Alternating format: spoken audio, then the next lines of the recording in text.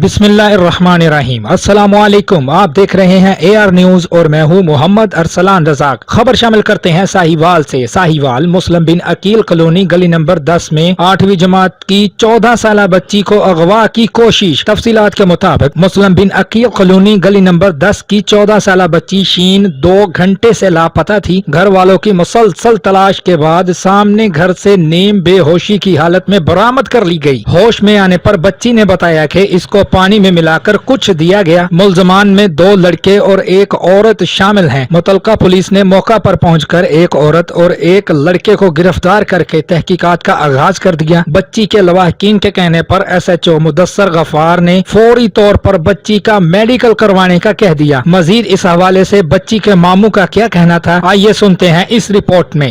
2 ਘੰਟੇ ਤੋਂ ਲਾਪਤਾ ਸੀ ਤੇ ਸਭ ਘਰਦਿਆਂ ਨੇ ਨਾ ਲੱਭ ਲੁੱਭ ਲਿਆ, ਬੱਚੀ ਕੋਈ ਨਹੀਂ ਲੱਭੀ।